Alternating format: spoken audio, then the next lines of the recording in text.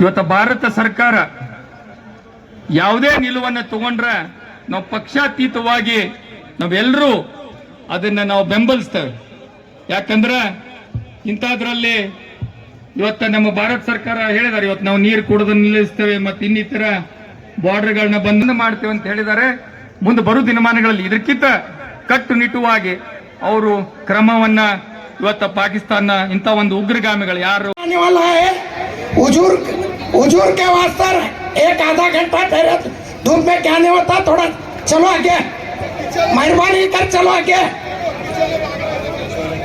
थोड़ा पीछे वाले कहते हैं स्टेज के पीछे आगे चलो, चलो पट चलो आगे चलो, ठहरे चलो आगे चलो।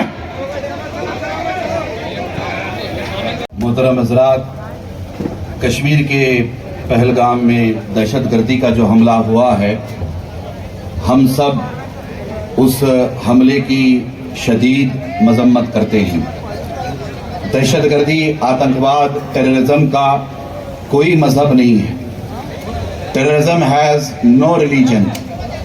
दहशतगर्दों के लिए भी कोई मजहब नहीं है और दहशतगर्दी का भी कोई मजहब नहीं है। हम सब हाथ उठा करके ये ऐलान करेंगे कि कश्मीर में जितने सयाह टूरिस्ट मारे गए हैं वो सब हमारे भाई हैं। इस देश में हम हिंदू, मुस्लिम, सिख, ईसाई सब आपस में हिंदुस्तानी भाई की हैसियत से रहते हैं। हम इस अजीम स्टेज से ऐलान करते हैं कि जितने लोग कश्मीर में दहशतगर्दों के हाथों शहीद हुए हैं, हम उन सब के खानदान वालों के साथ हैं, हम सब उन शहीदों के साथ हैं और हम सब हमारे अजीम देश भारत के साथ हैं। सब लोग हाथ उठा करके गवाही दीजिए।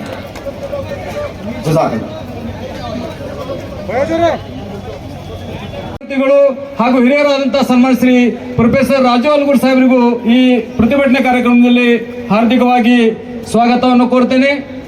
ಈಗ ಈ ಪ್ರತಿಭಟನೆ ಸಭೆಯನ್ನು ಉದ್ದೇಶಿಸಿ ನಿಮ್ಮೆಲ್ಲರ ನಾಯಕರು, ಯುವಕರು, ಕಣ್ಮಣಿಗಳಾದಂತಹ ವಿಧಾನ ಪರಿಷತ್ ಸದಸ್ಯರಾದಂತಹ ಸನ್ಮಾನ್ಯ ಶ್ರೀ ಸುನಿಗೌಡ ಪಾಟೀಲ್ ಸಾಹೇಬರು ಮಾತಾಡಬೇಕೆಂದವರಲ್ಲಿ ವಿನಂತಿ. ವಿಜಯಪುರ ನಗರದಲ್ಲಿ ಹಮ್ಮಿಕೊಂಡಂತ ಈ ಒಂದು ಪ್ರತಿಭಟನೆಗೆ ವೇದಿಕೆ ಮೇಲೆ ಉಪಸ್ಥಿತರಿದ್ದಂಥ ಎಲ್ಲ ನಮ್ಮ ಬಿಜಾಪುರ ನಗರದ ಎಲ್ಲ ಪರಮ ಪೂಜ್ಯರೇ, ವೇದಿಕೆ ಮೇಲೆ ಉಪಸ್ಥಿತರಿದ್ದಂಥ ಎಲ್ಲ ಹಿರಿಯರೇ, ಈ ಒಂದು ಪ್ರತಿಭಟನೆಗೆ ಪಾಲ್ಗೊಂಡಂಥ ಎಲ್ಲ ನಮ್ಮ ನಗರದ ಹಿರಿಯರೇ ಹಾಗೂ ಯುವಕ ಮಿತ್ರರೇ, ಇವತ್ತು ನಮ್ಮ ಬಿಜಾಪುರ ಜಿಲ್ಲೆ ಅಂದ್ರೆ ಹೆಂಗಪ್ಪ ಅಂದ್ರೆ ಇದು ಸರ್ವಧರ್ಮದ ಶಾಂತಿ ತೋಟ ಅಂತ ಹೇಳಿ ಹೇಳ್ತೀವಿ ನಾವು. ನಡೆದಾಡು ದೇವರ ಒಂದು ಖ್ಯಾತರಾದಂಥ ಈಗ ತಾನೇ ಬಂದಂತ ನಮ್ಮ ಸಿಂದಗಿ ಮತಕ್ಷೇತ್ರದ ಶಾಸಕರು, ಆತ್ಮೀಯರು, ಯುವಕರಾದಂಥ ಅಶೋಕ್ ಮನ್ಗುಳಿ ಅವರಿಗೆ ನಾನು ಸ್ವಾಗತವನ್ನು ಹೇಳ್ತೇನೆ. ಈ ಒಂದು ಬಿಜಾಪುರ ಜಿಲ್ಲೆ ನಾವು ನೋಡ್ತೇವೆ, ಎಲ್ಲ ಸಮಾಜದವರು, ಹಿಂದೂ, ಮುಸ್ಲಿಂ, ಕ್ರೈಸ್ತ, ಸಿಖ್ ಎಲ್ಲ ಧರ್ಮದವ್ರು ಯಾವ ರೀತಿ ಅದೀವಿ ಅಂದ್ರೆ ಸಾಕಷ್ಟು ಕಡೆ ಉದಾಹರಣೆಗಳು ನಾವು ನೋಡಿದೀವಿ. ಇವತ್ತು ನಾವು ತಿಕೋಟದಲ್ಲಿ ನೋಡ್ತೇವೆ, ಅಲ್ಲಿ ಹಾಜಿ ಸಾಬ್ ಬಡ್ಕಲ್ ಸಾಬ್ ದರ್ಗಾಗೆ ಇವತ್ತು ಅಲ್ಲಿ ಹಿಂದೂಗಳ ಮನೆಯಿಂದ ಇವತ್ತು ಮಾದ್ಲಿ ನೈವೇದ್ಯ ಹೋಗ್ತದೆ. ಇಲ್ಲಿ ಅಮೋಘ ಸಿದ್ದೇವ್ರಿಗೆ ನಾವು ಮೊನ್ನೆ ಹೋಗಿದ್ದೆ, ನೋಡ್ತಾ ಇದ್ದೆ, ಅಲ್ಲಿ ಅರ್ಕೇರಿ ಗ್ರಾಮದ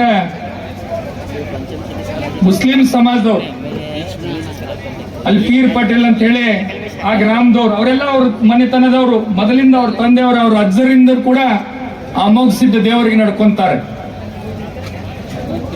ಇಲ್ಲಿ ನಾವು ನಮ್ಮ ಸಂಗಮನಾಥ್ ಉಪ್ಪಲ್ದಿನಿಯಲ್ಲಿ ನೋಡ್ತೇವೆ, ಅಲ್ಲಿ ಎಲ್ಲ ಒಂದು ದೊಡ್ಡ ಜಾತ್ರೆ ಮಾಡ್ತಾರೆ. ಅಲ್ಲಿ ಹಿಂದೂ, ಮುಸ್ಲಿಂ ಸಮಾಜದವ್ರು ಎಲ್ಲ ಸೇರಿ ಇವತ್ತು ಜಾತ್ರೆಯನ್ನು ಮಾಡ್ತಾರೆ. ಬಹಳಷ್ಟು ಕಡೆ ಇವತ್ತು ತಿಗಣಿ ಬಿಗ್ರಿಯಲ್ಲಿ ಈಗ ತಾನೇ ಬಂದಂತ ನಮ್ಮ ಸಚಿವರಾದಂಥ ಶಿವಾನಂದ ಪಾಟೀಲ್ ಸಾಹೇಬ್ರಿಗೆ ಕೂಡ ಸ್ವಾಗತ ಹೇಳ್ತಾ, ಇವತ್ತು ನಮ್ಮ ಬಿಜಾಪುರ ಜಿಲ್ಲೆಯಲ್ಲಿ ಈ ರೀತಿ ನಾವೆಲ್ಲ ಅಣ್ಣ ತಮ್ಮರಂಗೆ ಒಂದು ಬಾಳ ಮಾಡ್ತಾ ಇದ್ದೇವೆ. ರಾಜಕೀಯವಾಗಿ ಲಾಭ ಪಡೆಯಲಿ ನಮ್ಮೊಳಗಡೆ ಜಗಳವನ್ನು ಹಚ್ಚಿ ಲಾಭ ಪಡೆಯೋಕ್ಕೆ ಕೆಲವು ಪಕ್ಷದವರು ಪ್ರಯತ್ನ ಮಾಡ್ತಾ ಇದ್ದಾರೆ. ಅದಕ್ಕೆ ನಾವೆಲ್ಲರೂ ಯಾರು ಕೂಡ ನಾವು ಅದನ್ನ ಒಪ್ಪುವುದಿಲ್ಲ ಮತ್ತು ಅದಕ್ಕೆ ಬಹಿಷ್ಕಾರ ಹಾಕ್ತೇವೆ. ನಾವು ಇವತ್ತು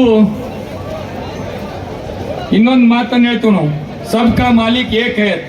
ಇವತ್ತು ಎಲ್ಲ ದೇವರು ಒಂದೇ. ಇವತ್ತು ಹಿಂದೂ ದೇವರು ಇರ್ಬೋದು, ಮುಸ್ಲಿಂ ದೇವರು ಇರ್ಬೋದು, ಕ್ರೈಸ್ತ ದೇವರು ಇರ್ಬೋದು ಅಥವಾ ಸಿಖ್ ದೇವರು, ಎಲ್ಲರೂ ಎಲ್ಲ ದೇವರನ್ನು ನಾವು ನಡ್ಕೋತೇವೆ. ಸಮಾನವಾಗಿ ನಾವು ಆ ದೇವರ ಭಕ್ತಿ ಪೂರ್ವಕವಾಗಿ ನಾವು ನಡ್ಕೋತೇವೆ. ಸೊ ಇದಕ್ಕೆ ನಮ್ಮ ನಗರದ ಶಾಸಕರಾದಂಥ ಬಸನಗೌಡ ಪಾಟೀಲ್ ಯತ್ನಾಳ್ ಅವರು ಹೇಳಿದ್ದನ್ನು ನಾವು ಖಂಡಿಸ್ತೇವೆ. ಅವರು ಯಾವುದೇ ರೀತಿ ಈ ರೀತಿ ಮುಂದೆ ಈ ದೇವರ ಬಗ್ಗೆ ಅಥವಾ ಯಾವುದರ ಕೋಮದ ಬಗ್ಗೆ, ಒಬ್ಬರ ಸಮಾಜದ ಬಗ್ಗೆ ಅವರು ಹೇಳಿಕೆ ಕೊಡೋದನ್ನು ನಿಲ್ಲಿಸಬೇಕು. ಮುಂದೆ ನಾವು ಯಾವುದೇ ರೀತಿ ಅವರು ಈ ಥರ ಹೇಳಿಕೆ ಹೇಳಿದ್ರೆ ನಾವು ಸಹಿಸುವುದಿಲ್ಲ ಅನ್ನೋ ಒಂದು ಮಾತನ್ನು ನಾನು ಬಹಳ ಸ್ಪಷ್ಟವಾಗಿ ಹೇಳ್ತೇನೆ. ಮತ್ತು ಈ ಪಹಲ್ಗಾಮ್ದಲ್ಲಿ ಇವತ್ತಾದಂಥ ಕಾಶ್ಮೀರದಲ್ಲಿ ಸುಮಾರು 26 ಅಮಾಯಕರನ್ನ ಇವತ್ತೇನು ಈ ಉಗ್ರಗಾಮಿಗಳು ಹತ್ಯೆಯನ್ನು ಮಾಡಿದ್ದಾರೆ, ಅದನ್ನು ಕೂಡ ನಾವು ಖಂಡಿಸ್ತೇವೆ. ಇವತ್ತು ಭಾರತ ಸರ್ಕಾರ ಯಾವುದೇ ನಿಲುವನ್ನು ತಗೊಂಡ್ರೆ ನಾವು ಪಕ್ಷಾತೀತವಾಗಿ ನಾವೆಲ್ಲರೂ ಅದನ್ನು ನಾವು ಬೆಂಬಲಿಸ್ತೇವೆ. ಯಾಕಂದ್ರೆ ಇಂಥದ್ರಲ್ಲಿ ಇವತ್ತು ನಮ್ಮ ಭಾರತ ಸರ್ಕಾರ ಹೇಳಿದ್ದಾರೆ, ಇವತ್ತು ನಾವು ನೀರು ಕೊಡೋದನ್ನು ನಿಲ್ಲಿಸ್ತೇವೆ ಮತ್ತು ಇನ್ನಿತರ ಬಾರ್ಡರ್ಗಳನ್ನ ಬಂದ್ ಮಾಡಿ ಅವತ್ರ ಪಾಕಿಸ್ತಾನ ಜೊತೆಗೆ ನಾವು ವ್ಯವಹಾರಗಳನ್ನ ಇವತ್ತು ನಾವು ಬಂದ್ ಮಾಡ್ತೇವೆ ಅಂತ ಹೇಳಿದ್ದಾರೆ. ಮುಂದೆ ಬರೋ ದಿನಮಾನಗಳಲ್ಲಿ ಇದಕ್ಕಿಂತ ಕಟ್ಟುನಿಟ್ಟುವಾಗಿ ಅವರು ಕ್ರಮವನ್ನ ಇವತ್ತು ಪಾಕಿಸ್ತಾನ ಇಂಥ ಒಂದು ಉಗ್ರಗಾಮಿಗಳು ಯಾರು ಈ ಏನು ಅಮಾಯಕರನ್ನ ಹತ್ಯೆಯನ್ನು ಮಾಡಿದ್ದಾರೆ ಅವ್ರ ವಿರುದ್ಧ ಕ್ರಮವನ್ನು ಜರುಗಿಸ್ಲಂತ ಹೇಳಿ ನಾವೆಲ್ಲರೂ ಈಗಾಗಲೇ ನಮ್ಮ ತನ್ವೀರ್ ಪಿರಾಜ್ ಸಾಹೇಬರು ಒಂದು 2 ನಿಮಿಷ ನಾವು ಮೌನ ಕೂಡ ಆಚರಿಸಿದ್ರು. ಅವರು ಕೂಡ ಹೇಳಿದರು, ಸ್ಪಷ್ಟ ಮಾಡಿದರು, ನಾವು ಯಾವುದೇ ರೀತಿ ಇಂಥ ಘಟನೆಗಳನ್ನು ನಾವು ಸಹಿಸುವುದಿಲ್ಲ ಅಂತ ಹೇಳಿ.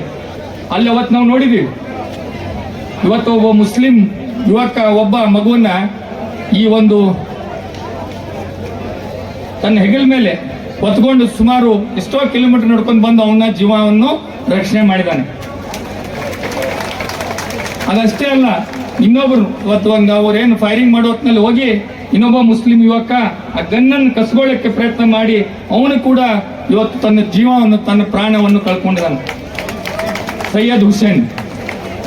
ಅದರಲ್ಲಿ ಇವತ್ತು ನಾವು ಟಿವಿಯಲ್ಲಿ ನೋಡ್ತಾ ಇದೀವಿ, ಪಾಪ ಕಾಶ್ಮೀರದಲ್ಲಿ ಯಾವ ರೀತಿ ಅವ್ರು ಇದನ್ನ ವಿರೋಧನ ಮಾಡ್ತಾ ಇದ್ದಾರೆ,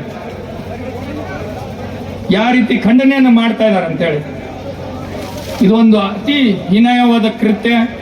ಮುಂದೆ ಬರೋ ದಿನಮಾನಗಳಲ್ಲಿ ಇಂಥ ಒಂದು ಕೃತ್ಯಗಳನ್ನು ನಡೆದಂಗೆ ನಾವು ನೀವು ಇವತ್ತು ನಮ್ಮ ಸರ್ಕಾರಕ್ಕೆ ಬೆಂಬಲಿಸುವುದು ನಿಮ್ಮ ಕರ್ತವ್ಯವಾಗಿದೆ.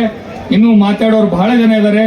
ಈ ರೀತಿ ಘಟನೆ ಆಗದಂಗೆ ನಮ್ಮ ಕೇಂದ್ರ ಸರ್ಕಾರ ಏನು ಇವತ್ತು ನಿಲುವನ್ನು ತಗೋತದೆ, ಅದಕ್ಕೆ ನಾವೆಲ್ಲರೂ ಬದ್ಧರಾಗಿದ್ದೇವೆ, ಸರ್ಕಾರದ ಜೊತೆಗಿದ್ದೀವಿ ಅಂತ ಮತ್ತೊಮ್ಮೆ ಹೇಳುತ್ತಾ ನಾನೊಂದು 2 ಮಾತು ಮುಗಿಸ್ತೇನೆ. ಜೈ ಹಿಂದ್, ಜೈ ಕರ್ನಾಟಕ.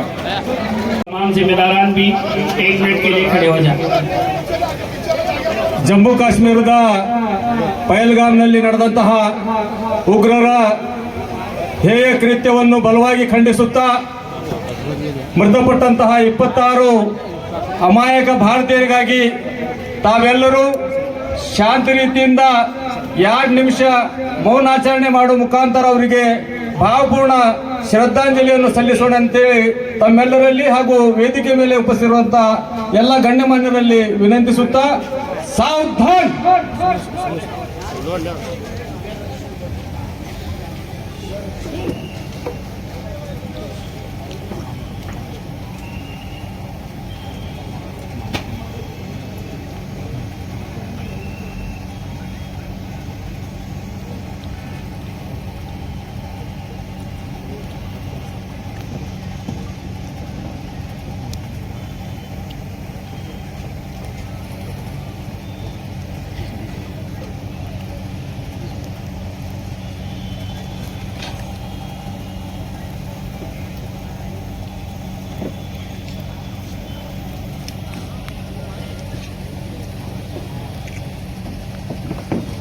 हो